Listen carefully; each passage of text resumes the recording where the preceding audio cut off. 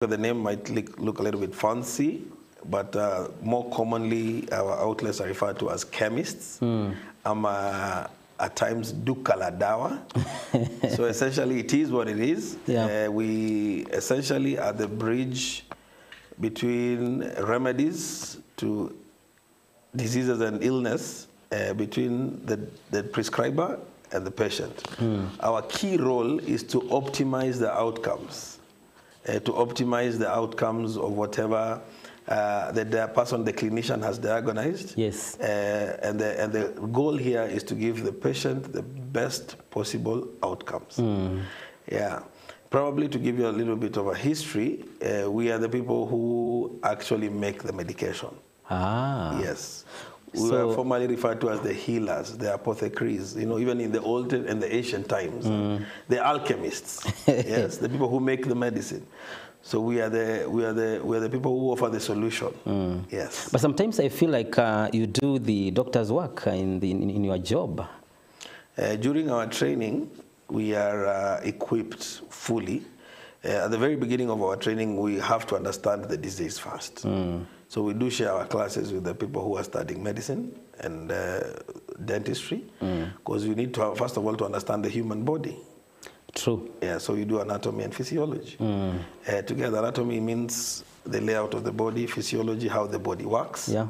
Then after that, we have to understand pathology, how does a disease affect you? Then you have to understand how the drug works on the body and how the body reacts to the drug. It's something called pharmacology. It's a subject which we do both us and medical doctors, how the body treats a drug and how the drug affects the body. True. It's called pharmacokinetics and pharmacodynamics. Fancy terms. Talking about that again, yeah. Someone went to study pharmaceuticals. What course do they do? To be able to be called to the university to study pharmacy, it's a prerequisite for you to have studied basic sciences in your high school studies, which is more or less standard. Right now, maybe the new dispensation, you might have to study something a little bit different. I hear there's STEM, then the CBC curriculum. But in developed countries, they surprisingly insist in physics for pharmacy. It's assumed you'll have to do biology and chemistry, but they insist on you having physics, because one thing that happens in pharmacy is that we are the ones who manufacture medication. So there's a very big component of things that you require a background of physics. So pharmaceutics, how to mix medication, quality control and quality assurance. When you tell somebody you're giving a drug of 500 milligrams, if you give 1 gram, the patient might die. So it has to be 500 milligrams. So the highest quality of standards are in pharmaceuticals. So you really have to have an in-depth knowledge of sciences which have a background in physics. Yes, like spectroscopy. Spectroscopy meaning the study of light. That's how we're able to quantify medication, to know that this is 200 milligrams. Is this a pure product? Is it impure? Have you been able, if you're taking, let's say, a drug for malaria, Artemether, you're picking it from a plant. You have to only pick only the ingredient that is required to treat the human being. Then the rest of it has to be discarded. So these techniques that you use to do this have a heavy background in physics. Yes. Yeah, so we do a very huge component of that, unlike the medical doctors who just study the disease only. But as we study the disease only, then again we study chemistry to the fullest extent. You have to know chemistry from A to Z. We are the cutting edge of chemistry. Somebody who does a BSc in chemistry for 4 years still doesn't do as much as I do as a pharmacist in my 5 years of training. So I have to understand chemistry to its fullest. I have to understand anatomy and physiology and pathology like a doctor does it. Then again, I have to understand microbiology. Because if I'm going to make a chemical to kill a bacteria, I have to understand the bacteria, I have to understand the chemical, I have to understand the human being. So you see, it's a very multifaceted and complex area of study. Yes. Those who are doing the degree course, how long does it take? Or maybe diploma or something? Yes. So there's been a lot of movement around that area in the recent past. In Kenya, you have to do a 5-year degree and a 1-year internship. Oh. Now, and that is a prerequisite for you to be registered as a registered pharmacist in Kenya. Otherwise, you are not considered as a registered pharmacist. Thank you. Yeah. Now, I just thought about when you go around the towns and even the villages, we have a lot of, let me call them chemists. My question is, do we have maybe some chemists who specialize in specific medications, or they all sell the same thing at the same time? Okay, the current situation is that it's a free-for-all market, and we have different cadres. So pharmacists are persons who have done a bachelor's degree. It's called a BPharm, Bachelor in Pharmacy, which is the minimum entry point to be called a pharmacist. Although in other countries we have something called a PharmD, where it's a doctorate in pharmacy. It's a slightly longer duration. It has more clinical aspects. Like in the States, they do, or what they do right now is a PharmD, but in Kenya we do a BPharm. Yes. And but here in Kenya we have a cadre, people who've been trained who are called pharmaceutical technologists. In other countries, they're referred to as pharmaceutical technicians, like in the States. That's why, if you are to, we're looking at the first world country and us, so I'm giving comparisons. In America, they're referred to as pharmacy technicians, who ideally are supposed to assist in the pharmacy. But in my country, here in Kenya, they're allowed also to practice. They're also allowed to practice almost in a similar way as to how a pharmacist would practice. And that's a diploma holder. Okay. Maybe are there some disparities in terms of training in such a way that, for example, you have been trained in Kenya, it will be difficult for you to work maybe in maybe Western countries? So the thing is this, since this is a highly specialized area of training, and with quite a number of sensitivities and idiosyncrasies, meaning that there are things which are very particular to Kenya, which are not particular to America or Europe. So in any new jurisdiction that you'll have to practice in, it is a requirement of you to register locally. And in fact, in countries like in America, even in states, in different states within the same country, because how they practice it in that very specific, because there are certain laws, like what we're discussing today, it's called pharmaceutical jurisprudence. So the jurisprudence in different jurisdictions is different. So they would want you to be able to do a certain exam for you to be able to be allowed to study there, regardless to whatever level of training. Even if you come from America, or you come from the UK, and you want to come to practice in Kenya, you still have to go to the Pharmacy and Poisons Board here in Kenya, and you have to sit for a local exam for them to allow you to practice in Kenya as a registered pharmacist. Okay. Yes. Right. Just to remind you that today we are talking about the pharmaceutical laws, or maybe laws are behind our chemists in the country. And therefore, we're inviting your comment on what we are discussing this morning. And we're having Dr. Achoka Mwandale, who is the founder of the Zin Pharmaceuticals. You can tell us today what you think about your biggest challenge when you are picking or you're buying a drug or a medicine in a chemist. What is your biggest challenge? You can post that SMS to us on 23814 or 0721 105 105 on the side of SMS via the WhatsApp. And therefore, today we are here to help you to understand more about our chemists or pharmaceuticals for that matter. Now, I felt that you explained to us who is a pharmacist. Yes. Yeah. So a pharmacist and a chemist. I don't know. Okay. Maybe okay. People have tried to describe this differently, and people have a different take of what it means. But essentially, I have a pharmacy. And at times, for purposes of being able to communicate to my clientele or targeted clientele, I would want them to see that there's a place where they can be able to get their needs, their medicinal needs. So at times, if I was to write on my billboard, Pharmaceuticals, which is the name of my company, Zen Pharmaceuticals, some people might miss the whole point. And the one thing that I really want to do is to be able to communicate to my clientele that I am located here, and if you require medications, come to my pharmacy. So I'll write there, their chemist. So that does not necessarily mean, but I'm a pharmacist. Although some people say, oh, chemists are run by pharmaceutical technologists, pharmacies are run by pharmacists, and things like that. I don't think it's neither here or there. I think the correct position would be that it is a term of reference. Some people refer to a place where you'll get your medication as a chemist. Because the person who works in there is specialized in an area of chemistry, in compounding and making of medications.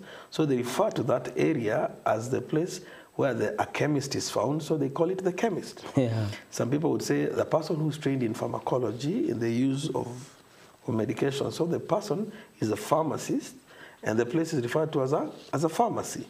So it's just one, more or less the same thing. And since a majority of the people in the country refer to a place where you get your medication to as a chemist. Yeah, true. So it is, so there's no big... there's no difference there.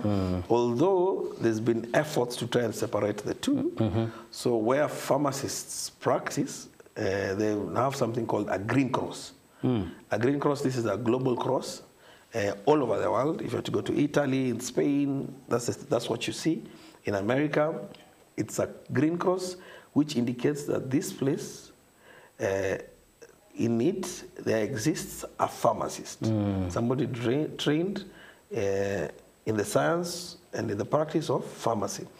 While where there's a doctor, there'll be a red cross. I'm sure you've seen that. Yes. Even in ambulances or in hospitals, there's a red cross. So a red cross indicates kuna daktari hapa. A green cross indicates there's a pharmacist there. I get you. Yes. So there's a green cross movement, which Pharmaceutical Society of Kenya has been trying to onboard through the Pharmacy and Poisons Board to try and indicate and show people that whenever you see a green cross, you should know that that is where there's a pharmacist, somebody who holds a degree in pharmacy. All right. Thank you, Dr. Choka.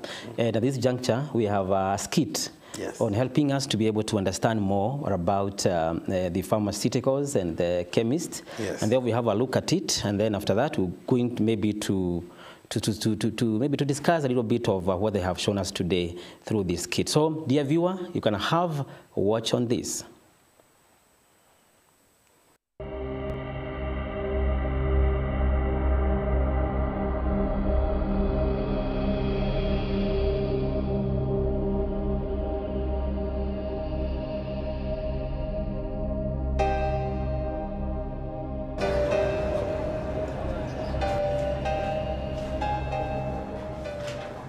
Jambo daktari.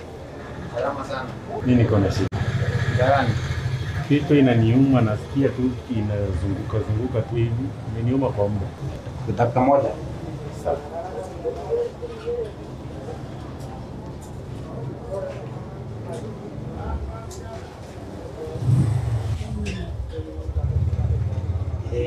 Sasa. Yes. Ni kichwa tu peke yake? Daktari, inauma. Na kuzunguka. Ninasikia hivi. Okay. Uko na umri wa miaka ngapi? Niko na miaka 17. 17? Unaonekana mzee. Sasa hii dawa nitaongeza mara moja kwa mara 3. Sawa? Pesa? Niko na.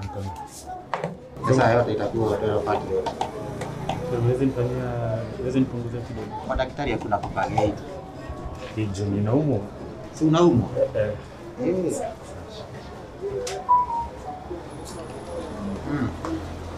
Ngoja kidogo. Sawa. Kushughulikia tu. Kushughulikia saa hii. Utakuwa na kijana. Sasa. Na ufuate maagizo ya daktari. Umejua mara moja kwa siku 3, mara 4 kwa siku 3. Nichukue baada ya kukula ama kabla ya kula? After meal.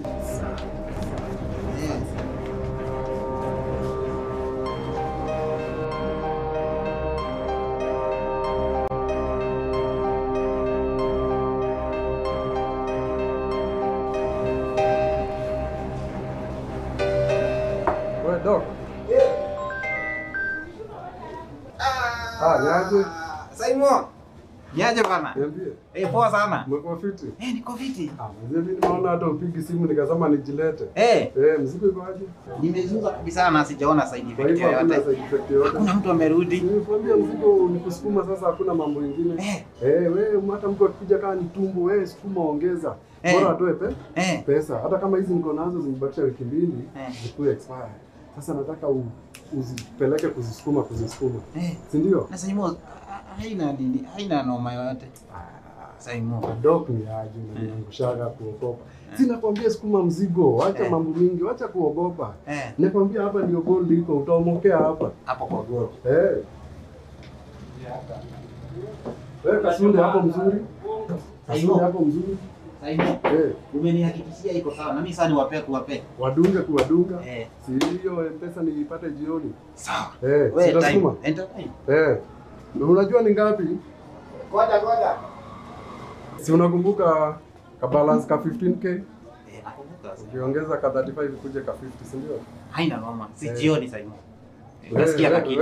Mimi hata sikupeleki mbio. Bora umenihakikishia. Sikupeleki mbio. Sawa. Yenye kanapatikana unarusha. Mimi napata mzigo. Nasukuma kusukuma, si ndio? Sawa. Jioni. Piga mali. Ni sawa kama umenihakikishia hivyo. Wacha ni do job. Fresh. Kabisa.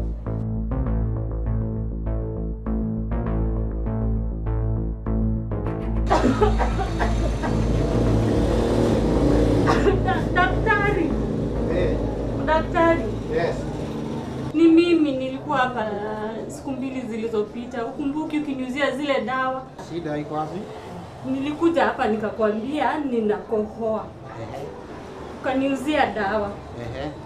Sasa mimi kuanzia hapo roho ikaanza vile tu nilikunywa. Ngoja kidogo. Sema shida. Ngoja.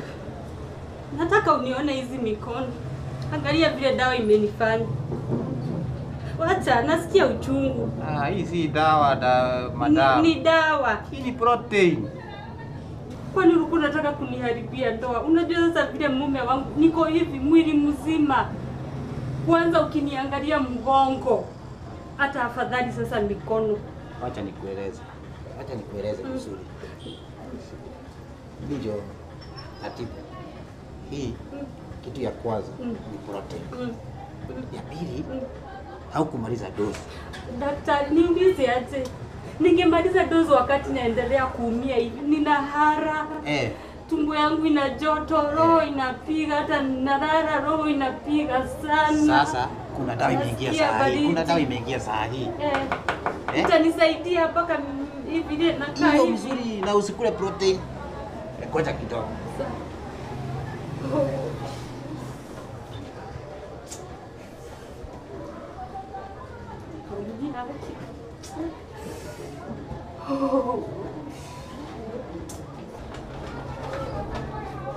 Sasa madam, hizi zitakusaidia na utaongeza nini? Pesa. Utaongeza Na sasa na hii itanisaidia kutetemeka mara 1 kwa siku. Mara 2 kwa siku. Na karisiti. Risiti usijali, bora upone. Umepona. Yes, Daktari, there we go. Okay. I think you have seen our skit. Yeah, that's quite interesting. And what he's trying to demonstrate. Yeah. How do you say about that? Okay, that's there are quite a number of things. So probably I would start with probably the layout of the pharmacy.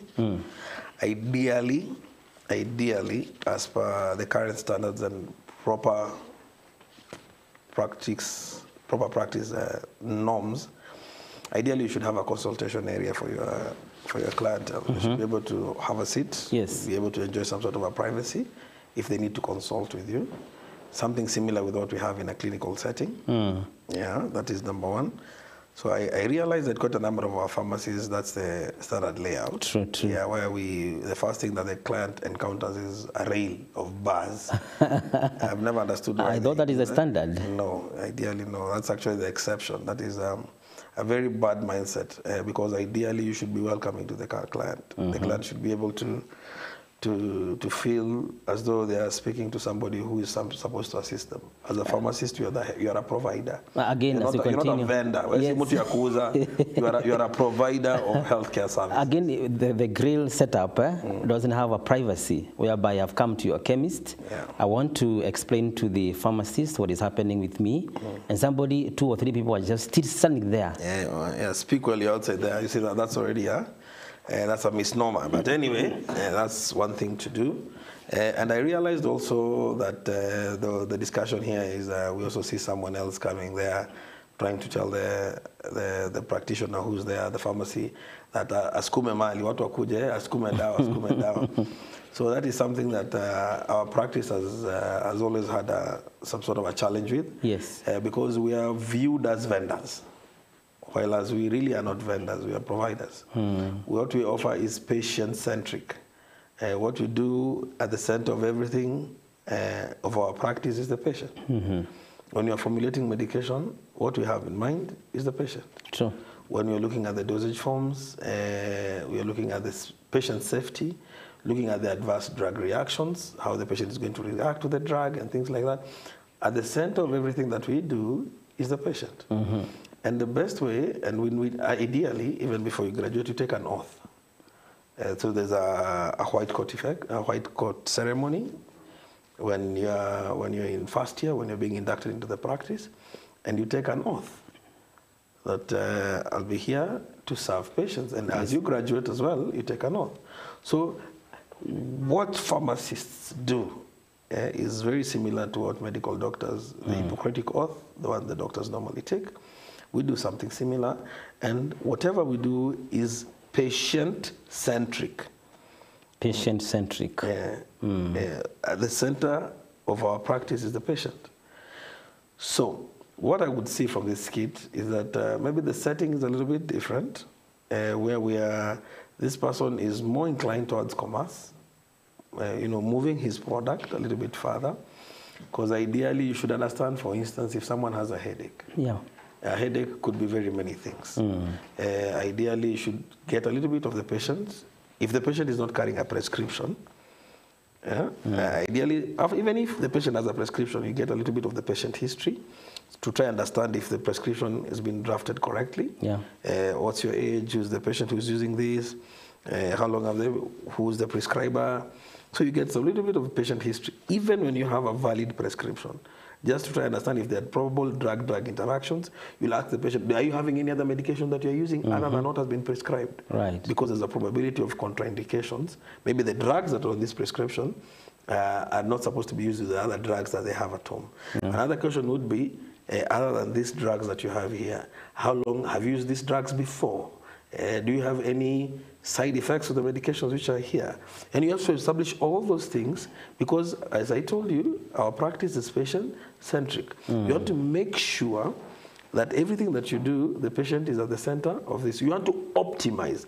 Otherwise, the doctor will just be writing those drugs and giving the same drugs to the patient. Sure. And the reason my profession is between that of the doctor, the prescriber or the clinician, and me, is that my role here is to optimize the outcomes for the patient. True. So at times, maybe what the patient has been given is not the most optimum medication or therapy. As a pharmacist, I am knowledgeable enough and very competent and trained at optimizing that regimen. True. Now, I think we're heading to a short break. When you're coming back, I want to understand, according to the skit, for example, you have gone to a chemist, you're given a wrong prescription, there are reactions, and you feel that you are not well served. Are there some laws to be able to protect the patients or the client for that matter? And then you tell us where should they go for any complaint. And therefore, at this juncture, we want to take a short break. We are talking about the pharmaceuticals laws on the Legal Tuesday. Today, we are having Dr. Achoka Mwandale, who is the founder of Zin Pharmaceuticals. My name is Paul Kagi. We will be right back after.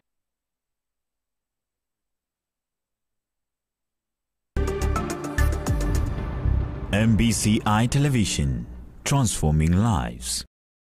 Presenting Jen Alair. She is a strong and great woman of God, a renowned Kenyan gospel music recording artist, motivational and collaborative worship minister with a focus on true worship. Maombi yetu yanapoenda juu, baraka hushuka. Kingdom Seekers Evangelistic Team Nakuru wakishirikiana na Gospel Outreach Church Chaka kualika katika Mega Harvest Cruise.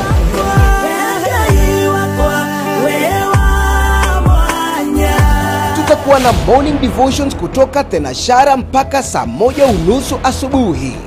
Alafu crusades kutoka saa 9:30 hadi saa 12:30. Kisha baadaye kutakuwepo na uvuvio, yaani revival, kutoka saa 1 jioni mpaka saa 2:30 jioni. Kumbuka, ni kutoka tarehe 20 mpaka tarehe 23 Juni mwaka huu, pale Chaka Stadium Nyeri. Nyote wakaribishwa, wakaribishwa. I'm Silver Steve, founder and CEO of Silver Steve Photography. I've been into this industry for, let's say, 10 years. Photography to me is a passion. Yeah, I did not start it as a way of making money, but ilianza ikiwa more of passion. Ilianzia way back from my granddad, alikuwa photographer. Wow. And then from granddad, madhe akachukua. She had some cameras kwa nyumba, but me, hizo time ilikuwa zinanikalia toys. Sasa baadaye time niliona kumbe ni kitu serious. You know, in photography, for you to be known outside there, you have to stand out by starting to, first you should be creative. Client akikuja aniambie, this is the concept yenye nataka. Nitampiga 1, 2, 3 shots, then nimuonyeshe nimwambie, is this close to what you want? Okay, we have photographers who are introverts, but most of them are not doing it for business. But if you're doing it to get money, you'll have to be out there.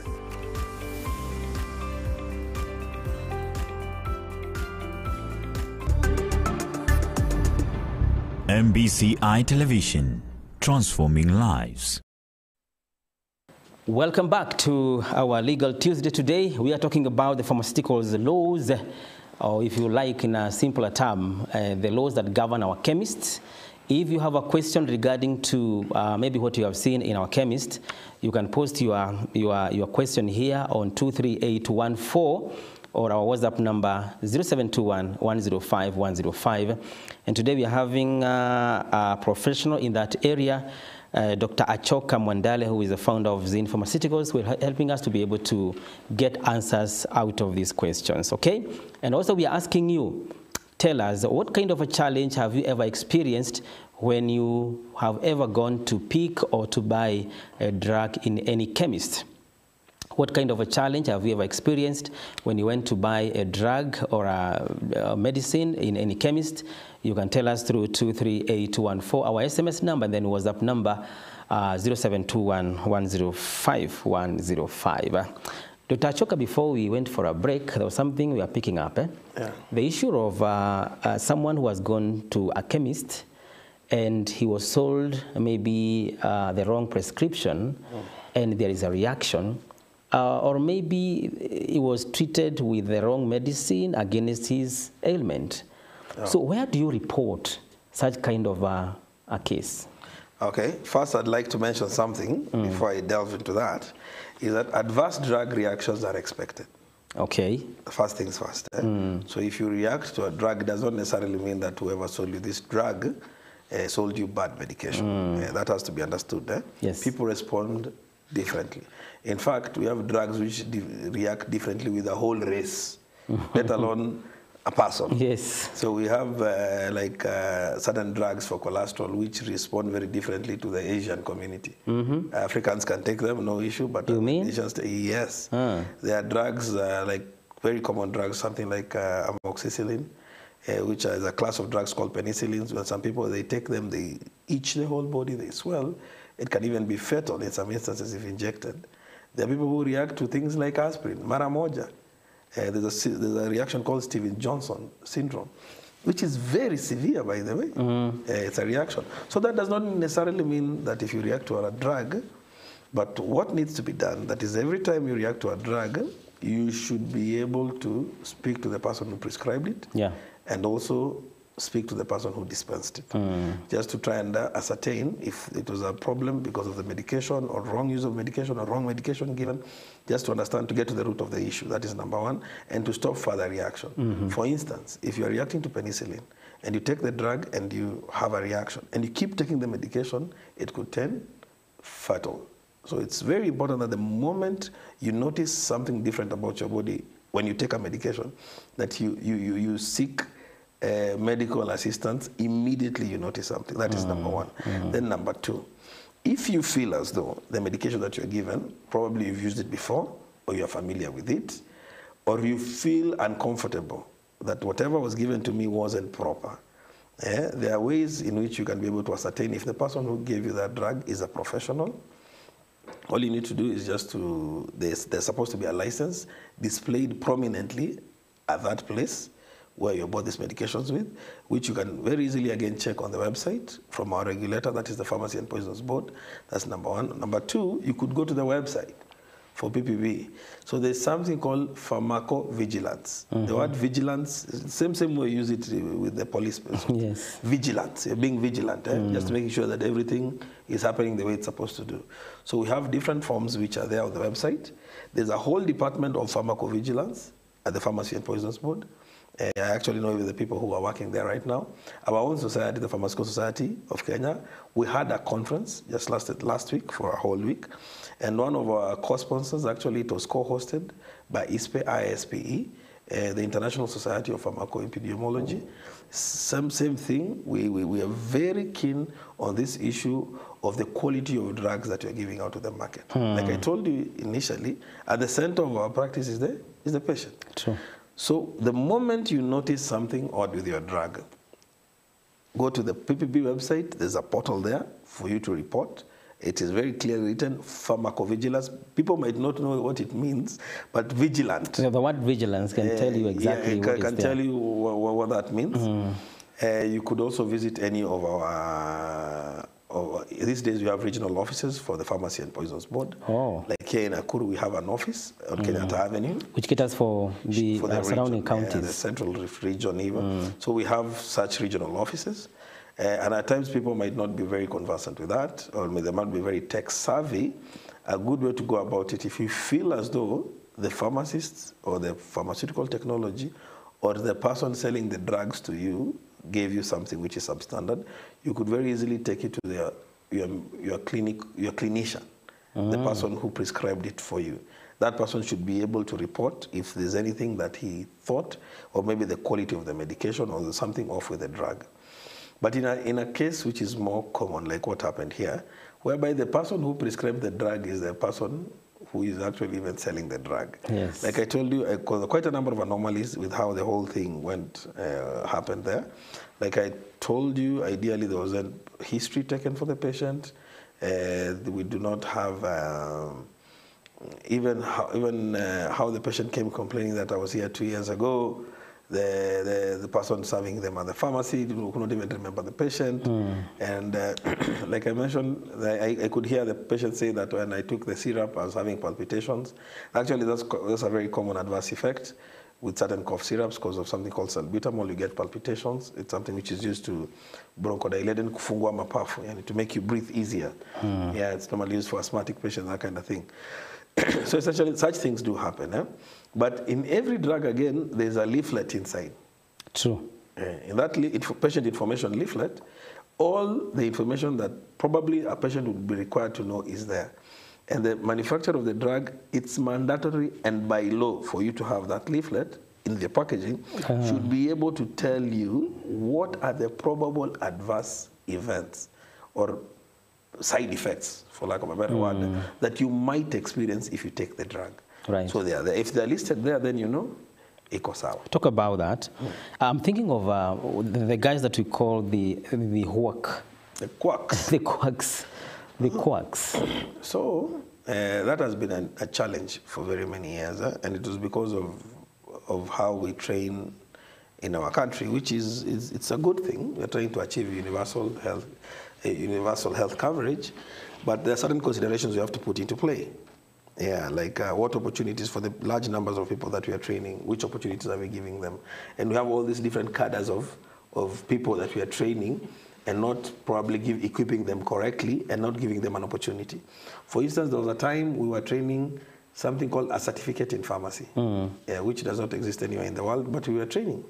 Or certificate in pharmacy. Yes. Yeah. Then we were also training a diploma in pharmacy. Then the board did not register these people. Yes. Because of? Because it felt that they were insufficiently trained to be able to run the business of a pharmacy by themselves. But this is somebody who went to school for 2 years. Yes, was even given an attachment, paid school fees, and was told that they'll be doctors after they finished school. Yeah, true. So naturally they just went and opened up businesses doing this, regardless to the situation. So, but I must commend our regulator, the pharmacy process, but they've been doing a very good job at that. You'd hardly come across somebody who is not a professional and is running the business of a pharmacy. Yeah. But the other challenge is that there are people who have the credentials of the business of a pharmacist, or rather of a pharmacist or a pharmaceutical technologist, who are again selling their licenses to businessmen. So we have businessmen who are running the business of pharmacy without they themselves being. That's very dangerous. And actually that is even more common than you'd expect. What? For very many years, until very recently, now we have quite a number of pharmacists and a number of colleges training pharmacists. But like in Nakuru, there are only 6 pharmacists operating in town. And at the very same time, we had more than 100 outlets in town. Yes, given quite a number of them were run by duly qualified and registered pharmaceutical technologists, but quite a number of them also being run by business persons. Yeah. So we have good business people who would run that business and employ professionals, which is okay. That one is okay. Yes. But now what would be the issue would be whereby we have business people who buy the license and still want to run the business. And that's what the deputy president the other day was talking about during our conference, that this is where we need to put in a lot of effort. Because we've quicked out the quacks. We still have 1 or 2 there in the market, but in the general sense of it, we are doing a very good job at regulating them. And we are doing a nyumba kumi kind of thing within our own society. We kind of pick out where we see where we have non-professionals trying to encroach into our businesses. And in this instance, quacks is even people who are trained in other health disciplines, but not in the pharmaceutical discipline. So if you are the leading neurosurgeon in the country and you open up a pharmacy, in my regard, you're a quack because you've not been trained in in that field. In that field, yeah? In the very same way, if I was to go and open up a theater and try and do surgeries, we have people doing that in our villages, in Kalenjin land, in Kisi land, Cranecto, opening up craniums. Yeah. They've done it for years, but they're still quacks because they've not been able to be trained in the same discipline. Yeah. So I think the word quack in this sense is used somebody who's not been trained to carry out the business of pharmacy. That's correct. Yes. Before we hear what the public had to say about the pharmaceuticals business, one more question regarding to what called whereby people come and buy drugs over the shelf. What is the procedure? For example, you are in a pharmacy or a chemist, and someone comes to buy a drug. What is the formal, the due diligence when it comes to buying the drug? What do you check? So ideally, there are different schedules of medication. There are drugs which are prescription-only medications. So drugs which are not supposed to sell over the counter without a prescription. Yeah. So what happens, the regulation in our country is very stringent on that, but probably not enforced as much because we don't have probably enough manpower to be able to enforce as much. Or there's also the element of a lot of people who are running the businesses, like I mentioned. They're business people who've bought the licenses from professionals who unfortunately have been able to sell out their licenses. So when a professional like me would demand more from a patient, like from the skit, I would want to know, what is your challenge? How long have you been unwell? Have you seen a doctor? You've not seen a clinician? Or you want a remedy? Okay, you want empirical therapy, something that I can just assist you so that you can go back home. I'm able to give that. I am trained to do that. But in an instance whereby it's somebody who's bought a license, for them, they'll just give whatever they want to do. Very and true. then for them, ni kuuza. Kazi ni kuuza tu, Ni kodokoma, mzigo iende, jioni tutapata pesa ngapi. So you see, that's where we have a conflict of interest, so to speak, and how to be able to separate the wheat from the chaff becomes somewhat of a challenge. Right, thank you so much. And at this juncture, I want us to go to the streets and hear what the public had to say regarding to the chemists and our pharmaceuticals. So don't go too far, we'll be right back after this.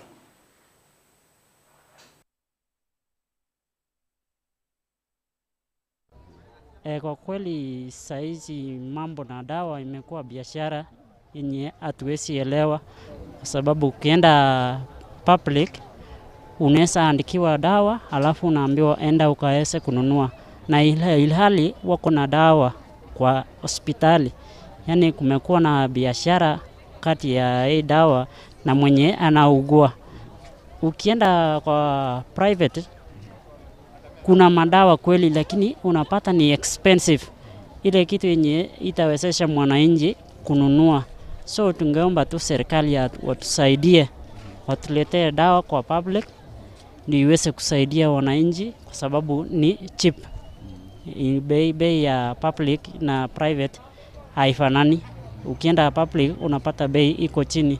Alafu kitu ingine ni vifaa ya kutibu wauguaji, kwa sababu sasa ukienda public unapata kuna vifaa zingine asipatikani, na mtu anaweza enda pale kwa sababu ana hela, pesa iko chini, so anafadhalisha kwenda public kwa sababu anaweza saidika pale, lakini kufika pale hawezi pata ile vifaa ya kuweza kumtibu, so inastahili anaenda private. Kufika pale ni very expensive, kitu yenye mwananchi anaumia kwa sababu ya hiyo kupata hii pesa, na uchumi imeenda juu, kila kitu ni bei kali. Ukiona pande ni bei kali, kuele pande pengine ni bei kali. Watu wanapenda private chemist juu dawa zinapatikana zote hapo, si kama ya public. Pia ukienda public wanasema ulipe kiasi fulani ya pesa ndio upewe dawa. Sasa mtu anafadhalisha aende private juu pesa tu obvious itatumika tena huko. So heri tu aende private na apate dawa na aonekane huko. Mimi kusema kweli tunakuanga na challenges mingi kati ya public na private chemist. For example, naweza enda public ukose madawa. Na uzuri wa public kuna kuanga na only professional doctors ambao wako hapa. Akikwambia kitu ni kitu genuine. Hata kama hakuna dawa, lakini atakuwa amekwambia ukweli. Na hata dawa ambayo atakuandikia kitu ambayo anajua. Lakini ukienda private, most of private utapata watu, hiyo ni biashara, wengi wanafanya biashara. Na hata kama utapata mwenye hiyo chemist kweli ni daktari, lakini hafanya hapo. Anafanya kwa public ambapo most of time anakaa hospitali. Sasa ni watu ambao ameajiri tu hapo ambao sio professional sana. Wapo hata kama ni dawa, atakupea dawa ambapo hata hayuko sure sometimes. Atakuandikia madawa karibu madawa 10 na anataka kununua hapo. Sasa hiyo ni kumaanisha alikuwa anataka tu pesa. Lakini ukienda hospitali ya public utaandikiwa kama kwa chemist private umeandikiwa kama dawa 5 na atataka kununue pale na ni very expensive. Lakini ukienda kwa public atakuandikia dawa 2 na akoshua nayo. Hata kama hana, lakini atakuandikia kitu yenye anajua akoshua. Na yeye ni mtu professional. Lakini kwa private au most of them sio professionals. You have heard what the public are saying. The issue of they're in business, extreme subscriptions. You know, there are a lot of things the public perception or maybe experience. It depends on. Yeah, and that, like I said, it's a little bit hard to pick out, even in the private setting, that who is actually a professional and who is just a business person. Yeah. Yeah, and that is definitely a challenge. I would accept it clearly. Like I told you, we definitely have the challenge whereby we have professionals who are leasing out their licenses to be used by business persons to run this business. And ideally, if you are practicing in the government, you should not be having a private business because you're paid an unpracticing allowance. There's actually legislation against that. That's a conflict of interest. True. Yeah. So at least in the pharmaceutical industry, so we are not allowed. If you're a pharmacist in the government, you're not allowed to be having a private pharmacy. Yeah. But I know for medical practitioners, for consultants, because what they are doing, they are consulting. They are allowed to consult even in the private sector as well in the public sector. So for doctors, it's agreeable at that level. And we are pushing legislations to allow consultant pharmacists also to be allowed to do the same thing. If you're a consultant pharmacist in the government, you should be able to be allowed to consult outside. So, but what they've talked about, there's some truth to it. And for them to have said it, there's some truth to it. Whereby there are people who are driven more by the economics as opposed to the ethics. Yeah. And that is an area that we are very keen on, just to try and make sure we elevate the level of practice. Yeah. I know you'll be coming to that in a short while, the ethics in maybe a profession. But before you go there, just a concern. Do you get do you receive your medics or maybe your drugs from the same source with the government? Yes. Yes. If you're to buy a drug, take for instance an eye drop, like I saw there on the telly. So the eye drop, they are all from the same manufacturer. In this instance, what I could see, it's a manufacturer from India. So the product, so the whole here is the economies of scale. Yeah. So generally, let's say if the drug was to come using the regular channels, they come to a warehouse in Nairobi, then they are purchased by, let's say, the Kenya Medical Service, Medical Service, yeah. And authority, yeah. So when they're purchased by KEMSA, they are bought in bulk, and KEMSA is not probably intending to keep a very big margin on them. And if it was procured correctly, the product will be highly subsidized when it's being sold in the government facility. Considering the value chain, I mean the person, the distribution, the county level, then the sub-county, maybe to the dispensary in the village. So there was no addition in cost there. Yeah. There's nobody who's paying for the human resources being paid for by the government, by the county government and the central government. So no one is creating value down there. It's only services which are being offered and rendered by people who are already employed by the government. So you see the cost of the product maybe would escalate maybe by 10% from the landing cost. But if we are to sell it through the normal value chain, probably now there'll be a distributor who will keep a margin, then a wholesaler who will keep a margin, then a retailer who will keep a margin, now then the clinician who probably is dispensing the drug in a clinic. Yeah. So the margin will probably go up to a 30% markup. So you see the markup which is being kept by the government vis-a-vis the markup which is being kept by... So in some products, not in all products, in some products there's that. But again, this very big difference at times we are seeing on products. In this drug in the government, I was being told it's 10 shilling. In the clinic, I mean in the pharmacy, I'm being told it's 100 shilling. What's the issue? In many instances, it's the brand. You see, government uses something called a formulary, whereby they look at a molecule and buy the cheapest molecule. Yeah. They try and buy the most quality molecule, but during a tendering process, it is assumed that everything is biosimilar. They all passed the quality control and quality assurance. One manufacturer might insist that their production standards are much higher than another one.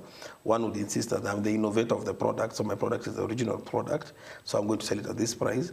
But when the Kenya Medical Supplies Agency is looking at a tendering process, they'll in many instances look at the costing as a very big issue when they're trying to purchase a product. So they'll probably end up buying generic products, maybe from India or from China, which are okay in many instances. They're okay. It's like if you're buying a vehicle, if you have a Nissan and you're going to Nairobi, you'll get there. In the very same way, again, in a Range Rover, we'll get there. Very true. It's the same thing, they're all vehicles, but in a Range Rover, I'll get there in comfort. I'll ascend Kinungi like a bump. I'll probably be there in less than 3 hours, maybe 2 hours or something, but my Nissan, I'll have to struggle on the road kidogo. I would feel every pothole and bump because of maybe the type of assumption. Or my Toyota, and, you know, the suspension itakuwa maybe inferior to the other bigger vehicles. Nothing. Okay, I'm not trying to. But finally, you get there. But I'm trying to give you an example to draw parallels to what happens in the pharmaceutical industry. So probably you'll have a painkiller, maybe for diclofenac. You'll use the generic, and you have gout. You'll use it maybe for a week or two before you start feeling anything on your feet. Well, but if you are to buy the innovator product, you'd take just one tablet and you'd be able to walk the next day. True. But both of them will help you with pain. So maybe in the government they'll only buy the ones for 2 shillings or 5 shillings, while in the private sector, you're given the option of we have the one for 2 shillings and we have the one for 100 shillings. So it is not maybe... The overpricing? Like I said, you see now buying this vehicle, which has inferior suspension to the other one, see the prices will definitely be different. Of course, yeah. Yes, so the prices of the generics and the innovator products are definitely different. And that might be able to show you, but like I told you, even on the same product, the government will probably keep a smaller markup as opposed to what someone in the private sector would. Correct. That's just like a 10%, something like that. Now, we can look at the professional, I don't know whether we look at the professional conduct or professional misconduct. Yes. Either. How do we expect the pharmaceuticals or pharmacist or chemist operator operate in terms of professional conduct? I'll tell conduct? you this much. As long as it's a pharmacist who's involved, there are certain things that you'll be able to, which will stand out, for sure. This is somebody who took an oath to practice, and at the center of his oath is to serve the patient. So as long as my profession is involved in serving a client, it's as clear as day and night. Between us and non-professionals, it is very clear. People who are professionals in handling patients is very different. So this aspect of misconduct normally comes in with quacks. With this, and every time anyone is arrested, they say a pharmacist was arrested, which is not true. Almost to the last man, I can assure you. They should say somebody masquerading as or a quack masquerading as a pharmacist, or a pharmacist imposter. But people who value their profession, you know, struggling to get A's, struggling for 5 years, struggling for a year of internship, struggling, you cannot jeopardize that by professional misconduct. Yeah, very true. Because we treat ourselves very, very firmly. As professionals, we will not allow you to go and soil our name. So I can almost assist, even the incidences which are highlighted in the media of quacks misbehaving or seeing all this professional misconduct. It is not professional misconduct, it is misconduct. Yes, it's just misconduct. It's just misconduct. Yes. Okay. And now, I don't know, what does the law says about the registration of a pharmacist? Or which is the process? Okay. So like I said, you get your 5-year degree. Previously it was 4. And in some jurisdictions it's 6 years, but essentially it just differs with the amount of holidays you have, clinical work, time you spend in hospital. But essentially after you finished your training, and you're considered to have a degree in pharmacy, that's a B.Pharm degree or a PharmD degree, that's the first step. Then you have to go for internship, meaning that you'll do a rotation in a community pharmacy to understand the different aspects of the practice. Working in a community pharmacy, that's in the pharmacy setting, or working in a hospital to understand the clinical setting. So we have pharmacists who go for ward rounds in the hospitals. You know, they're able to go around with the clinicians, sit in the pharmacy in a government setting, in the oncology department, in the dermatology department, in the radio-oncology department where they're doing this for chemoradiotherapy. You know, they prepare those isotopes. Then we have pharmacists who also work in the military. So you are expected to go through all these departments. And once you do that for the 6 months, then these days we have another time where you go to a primary healthcare setting, like in a dispensary. Because right now the government is really trying to push towards universal health coverage and primary healthcare. We even have a new act in place where we're looking at prevention is better than cure kind of a model. Yeah, so we do that. So after that 1 year of internship, you sit for another exam. And this exam is to examine you again if you've been able to understand how the actual practice, because what we do is not theoretical. The exam body? The Pharmacy and Poisons Board. It's the regulator of the practice. Not your university now. Now the regulator wants to know if you are able to practically, in a pragmatic way, if you're able to actually handle patients. And the exams are very pragmatic. Which is very important. Sorry about that. And the setting is that you actually work, the questions are similar, like if you have a patient who comes into your practice and they're suffering from ABCD and you have the option of giving this drug and this drug and this drug, which drug are you going to give? If you pass that exam, then you are legally allowed to open up a pharmacy. Yes, or to practice pharmacy in the country. Yes. Okay. And also, maybe after that, the issue of the certification of a pharmacist. How are you certified? Any registration in terms of... Yes, the Pharmacy and Poisons Board grants you a practicing license, which you renew annually. It's annually? Annually. And for you to renew your license annually, you have to do something called CPD. It is continuous learning, whereby you have to get 40 points, meaning that you have to attend the conferences, and you have to be abreast. The drugs which are being used to treat conditions 20 years ago are not the drugs which are being used today. I've heard people saying that I want to see an old doctor. It's always good to see young doctors because they're abreast. It's okay to see older doctors, they are more experienced. Yeah, but the thing is that science is very dynamic. What was fact 10 years ago is not fact today. There are drugs which were being used to manage morning sickness in the past, but right now we realize that these drugs cause cancer and they cause deformities in children, unborn children. So back then there was research showing that it's a very good drug for managing this. Now we have research showing you should never touch it when you are expectant. So science is something which is very dynamic and very current, and we are asked as professionals to keep abreast with it. So every year we have to renew our license. Every year. Every year. Yeah. To get a current practicing license. Yeah. I was checking at the Pharmacy and Poisons Act, something I came across which I feel that you can clarify on the premises to be registered.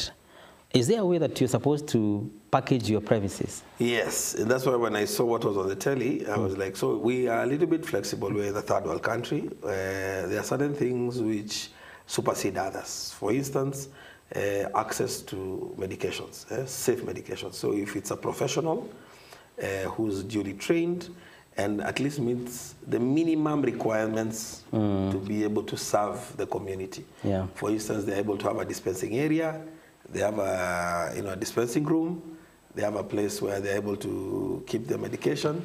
It is acceptable for them to be able to be allowed to open up the business of a pharmacy. Although there are very stringent rules on how they're supposed to do this. For instance, we say that there should be a consulting area, a room whereby you should be able to sit with a patient and discuss with them privately before you dispense medication. So in many instances, we don't have in a lot of premises. But during the time of inspection, the inspectors would want you to have those areas. They would keep advising you to have those areas. But as it is, due to our socioeconomical issues and other challenges, maybe it is not enforced as much as it's supposed to. But there are minimum requirements, that, like for instance, the number of square foot that you're required to have to open up a pharmacy. They're actually there in, they're not there on the act itself, but it's a document which is attached to the act. There are regulations which are normally given by the pharmacian, by the regulator. So what happens at times with the regulations, some people could go to court and say it is not in the act or it's not expressly given in the law and things like that. But we generally, we have rules and regulations on how. In fact, even with the distance, if you want to open up a pharmacy here, the next pharmacy should be a couple of meters away from where I am. But as is the norm, like for instance, where I am located, like one of my premises, right next door to me, there's another pharmacy. Like there's just a wall in between the two of us. And at some point, I opened up a pharmacy in another town away from Nakuru. In the same building, we had 11 outlets. Yes. Although there's regulations against that, but it's a little bit hard to enforce them. Yes. I think we just remind you that you are watching our Legal Tuesday program talking about pharmaceutical laws, and we have Dr. Achoka Mwandale, who is the founder of Zen Pharmaceuticals. And I don't know whether, Director, you have our inside law. You can check it for me, and then as we can also continue talking about profile and legal terminology. We can break up our discussion with our legal terminology. In this program, sometimes we teach our audience on some legal matters, and therefore you can be part of our classroom. No problem. Yes, so our legal terminology today, our dear viewer, is coming over. It's called the modus operandi. Modus operandi. What does it mean? It is the mode or way in which a person commits a crime. A distinct pattern of a manner of working that comes to be associated with a particular criminal. Modus operandi is a mode or way in which a person commits a crime, and then a distinct pattern of manner in which or working that comes to be associated with a particular criminal. That is the end of our legal terminologies today, the modus operandi, the way or mode in which a person commits a crime. You know, when someone commits a crime, it's a procedure that you did that I'm crime. Familiar with the term. Correct. True. The modus operandi of Washoko Shoshu. Yeah. The modus operandi of confirmed. Yeah, I get that. Yeah, it must be verified when you're having a legal case in a court. Yes. All right. Before we also have another session which will be coming later on, our legal profiling, whereby we pick some of the prominent legal minds, and then you see how they have walked the journey of the legal sphere. It will be coming later on because we have around 15 minutes to end the show. Okay. One more important thing, Dr. Choka, I felt that we can also go deeper when you're talking about the registration of a premise. The issue of branding a chemist together with advertisement. I don't know what are the limitations. Because, for example, if I'm opening a business, for example, I'm opening a business of maybe a car. I can advertise this is the best car in town, it can climb hills, it can meander the valleys, and blah, blah, blah. What are the procedure of advertisement when it comes to maybe drugs? Oh, so we have certain limitations in how to, for instance, I'm sure here in Kenya you've never seen an advert for malaria. Okay, yeah, there are malaria. Okay, but for amoxicillin, let's say, for instance. Yeah, true. Yeah, for antibiotics, for any antibiotics on television. Yeah. So unless it's under very special circumstances, and they do not advertise the brand, like for malaria, they advertise the class of medication. They're saying AL, artemether-lumefantrine, that use these drugs because there was, we had an issue with malaria. The deaths under 5 years old. We have areas where malaria is very endemic, like in Western Kenya and places like that, or at the coastal region. So the government felt they were doing an initiative to try and sensitize the public about how to manage malaria. But other than that, for other medications, you are not allowed to advertise unless it's an over-the-counter medication, a drug which you can sell without a prescription. So how they're divided into ethical and non-ethical products. So for ethical products, there are certain ethics involved at how you're supposed to handle them, because if you're to advertise a certain product, it would inform how, it will give a bias to the patient, and they would probably want to insist that the doctor prescribes those medications to them. While as a doctor has their clinical acumen and other lab results which guide them. And they do this, it might look like it's very subjective, that the doctor just gives you what they want, but there's a lot of science involved in that subjectivity. Okay. So if there was a way to put it, it would put it like it's scientific subjectivity, which they normally use to manage patients. Although there are certain things which you refer to as protocols, like for instance, if the patient is suffering from this, these are the class of drugs that you're supposed to use, then at a certain level you move on to this, then at another level you move on to something else. So there are certain guidelines on how they're supposed to prescribe, but again, that does not necessarily limit them to those guidelines, and that's why advertising for such products would be deemed unethical. Although in certain jurisdictions, like for instance here in Kenya, advertising for sleep medication is completely unacceptable, even considered criminal. But in the States, there are adverts running all the time for drugs for cholesterol, drugs for erectile dysfunction, drugs for sleep aid for insomnia, which is in their jurisdiction, so they found their way around it. But in my country here, in Kenya, we're not allowed to do that. I was thinking of maybe a certain company which sells certain drugs. They want to promote themselves as the best company to sell the best drugs. So what they do, they use medical representatives. So what medical representatives do, they go to the person who is going to prescribe the drug. Okay. Yes, so they go and tell this person, my drug has this superiority. It's a better molecule than the other molecules because it has less adverse drug reactions. This drug is easier to take. This other tablet you have to take 3 times in a day, but mine will only take once a day. You know, so but now it is a one-on-one kind of a conversation, or during a conference, for instance, or during a drug launch, you can invite the doctors there, or you can do a CME, continuous medical education. You know, you call them for dinner, tell them I'm going to teach you on how probably to manage tuberculosis. There's this new drug for tuberculosis. So you give them the protocols, the current trends on how it's being managed. Obviously, they studied it in school, but you bring them up to the current practices, best practices. And in the process of doing that, you tell them, so I've told you about that, and I have a new drug, which is better than what you used to use in ABC. So please try it and prescribe it. Yeah. So the doctors prescribe it. Yeah, so that's how it's marketed in healthcare. Unless it's an over-the-counter drug like headaches or maramoja, where you can go on television or on a radio. In fact, there are restrictions as to how you're able to advertise your practice. Yeah. Yes, professionally. So I cannot find you on the social media. I am there because that's a gray area, and I'm actively using it.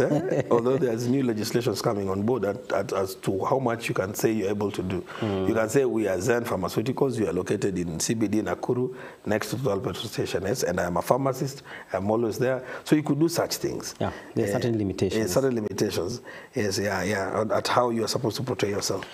The issue of inspection, and we have seen in media, whereby sometimes the pharmacy and poisons board come over to check on our the crackdowns. Yeah, crackdowns. Yes, it is very encouraged, and we really support them as members of the Pharmaceutical Society of Kenya, because they help. Because at any one time, like I told you, there are people who find ways around doing the business. Like I told you, they buy licenses, have a premises without professionals.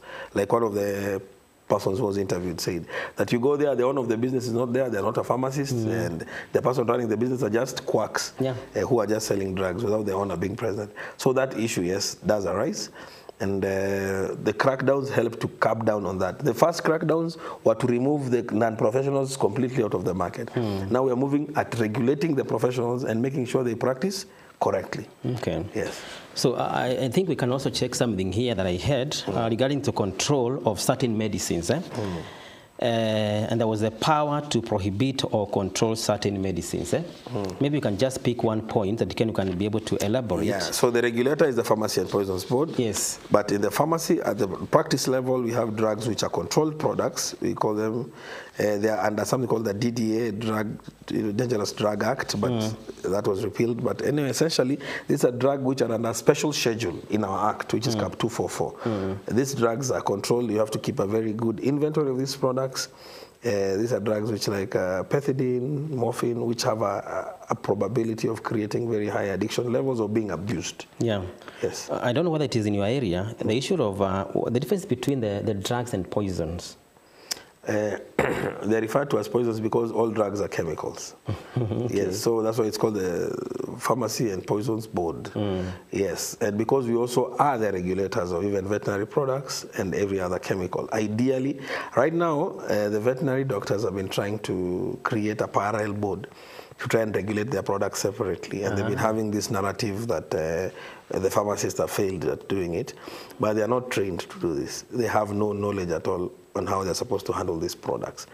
Let alone, they are trying to be able to be legalized to be able to manufacture these products, which is completely unacceptable. What is going to happen here, our country, we are trying to grow our maturity levels. We are trying to move to maturity level 3 as by global standards, as per WHO, so that we're able to manufacture vaccines in Kenya and be able to do these things. But with these new legislations that they're trying to push in there, they're going to stagnate us. In Africa, we only have Nigeria, Ghana, and is it South Africa? Yes, I think, which at maturity level 3. And even Tanzania the other day were granted that. Yeah, because they have very stringent regulations on how they manage their drugs. But you see, right now we are seeing the veterinary doctors trying to sneak in some acts and some laws, which are actually going to spoil the whole. So they're independent? They are trying to be independent. They're trying to get their products moved out of the Pharmacy and Poisons Board. Yes. Okay. What about the issue of the safe custody and storage of poisons? The persons who support, the only person who's allowed to do that is a pharmacist. Yes. Oh.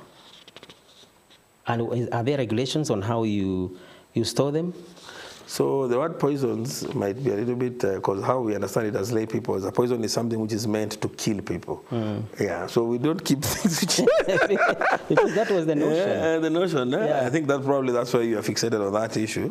But you see, all products that you have can kill people. Even water, you can be drowned in water, you can drink a lot of it. Even paracetamol, just for painkiller, Panadol, if you take a lot of that, it will make your liver shut down and you will die. Things like aspirin, like I told you, aspirin, there are people who have very severe reactions to it. So... Are they still in the... Yes. Maramoja has aspirin, Action has aspirin, all those products in the market. But again, they are very good painkillers, and out of 100 people, 99 people will not have an issue with them. They are perfectly okay, and I've used them myself. But in a very off, they call it dysentery reactions. Any very rare occasions, people react like that. So that's why medications are referred to as poisons. Yes, and in the olden times, maybe just to give you a history of pharmacy, the people who used to make those drugs in ancient times, those guys were thought to have potions which would kill people. They had magical powers, that kind of thing. Yes. Okay. Yeah. Now, the issue, and I think we'll be looking at that because now our time is running up, but we have another station called the legal profiling, whereby we look at the journey of various legal minds.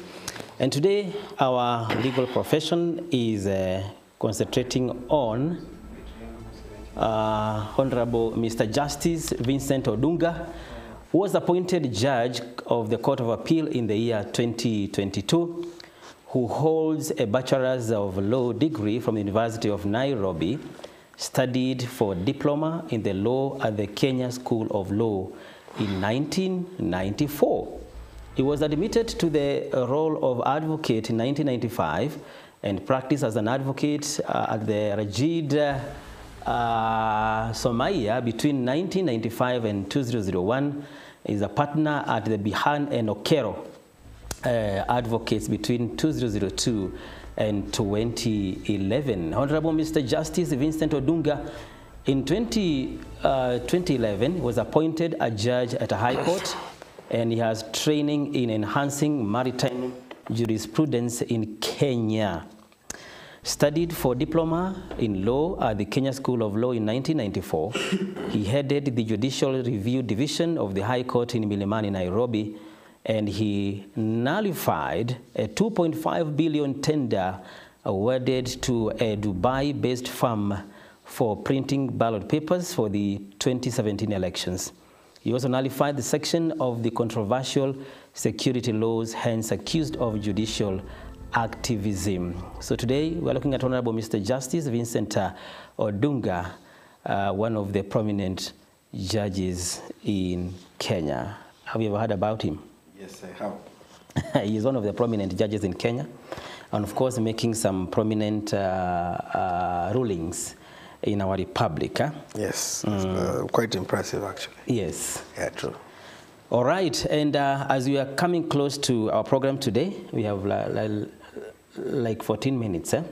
Yes. Maybe you can continue, maybe giving us our some of the guidance that you would love us to know to our public when it comes to maybe when they go to buy their drugs in any chemist or pharmaceutical. So some of the things that probably I'd like to highlight, I think we've spoken about it, is the legal framework of how the laws under which you operate. We have the Health Act for 2017, which helps us guide on how we are supposed to be able to run the healthcare sector. So there are quite a number of laws which are involved here. We have the 242, then 244, then we have one for the dentist, we have the Public Health Act. Yes. So all these acts should work in resonance, yes, for the greater good of the patient and the client. Yeah.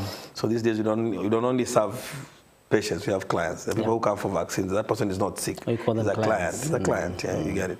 So we're having a different shift in our mindset, but what remains central is that the patient is always at the very center of the practice. And maybe as we continue, for the sake of what you're calling the clients, what are they supposed to do when they are going to buy any drug in any chemist? Probably to ascertain the professionality of the person they are going to speak to. That should be very important. So having a license, portrayed at the premises, that is number one. Displayed it should be. If you go somewhere and they don't have a license, that's not for the municipal council. No. A license for the Pharmacy and Poisons Board. They used to have a red sticker which was stuck right in front of the premises. That was it has a QR scanner and something like that. That would be a very good guide. So ideally, that should be the situation. That's the first thing that you should be able to encounter, number one. Number two, then you should be able to tell at times, just from the layout of the pharmacy. Yeah, you should be able to tell out if the person does not have a place where they can be able to, you can be able to sit down and talk to them. That just tells you the level of professionalism that they also have. People wearing T-shirts and having ragged hair and things like that. People, you know, how you present yourself as a pharmacist, also that matters. And I think those are the things, the salient features. And if you are really doubting the validity of a premises, they are published in the website for the Pharmacy and Poisons Board, and you should be able to tell that. And even the person serving you, ideally they should be wearing name tags. And when they want to buy a drug over the counter, what would you advise our public? Ideally, before you self-medicate, I know it's a very common practice amongst many Kenyans, but it would be good for you to consult first. It's always good for you to consult. And in instances whereby you're not able to consult a medical practitioner, you could always very comfortably consult a pharmacist as well. You could talk to the pharmacist, and the pharmacist should be able to guide you accordingly. And since we always put the patient first, if a pharmacist, having taken your history, does not feel comfortable managing the patient, the pharmacist is the best placed person to refer you to the most appropriate person to handle you. Yes. The difference between, sometimes we see that when you go to a public hospital, they can refer you to a private entity. Is it legal? Yes, it is. If the services that they think that you deserve are not being offered in that premises, it is only proper for them to escalate the level of care. So, for instance, we've not been having MRI machines in Nakuru but until very recently. So if the doctor felt that, for instance, for the back problem that you have, he wants to look at the nerves, it will only be proper for him to send you from the government hospital to the private provider in town who has that equipment.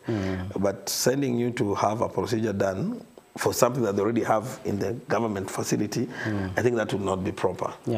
Maybe in 1 minute, because I think we had only 5 minutes, but now we are remaining with one. A chemist which has an option of maybe, what do I put it? They have some tools and equipments to check on you. Is it allowed? Yes. Yes, you are allowed to check your blood pressure because patients go and do that by themselves at home. You're allowed to use a machine for checking your blood sugars because if it's something that you're going to sell to the patient, the patient can go and use it by themselves at home. True. You should be allowed to use them.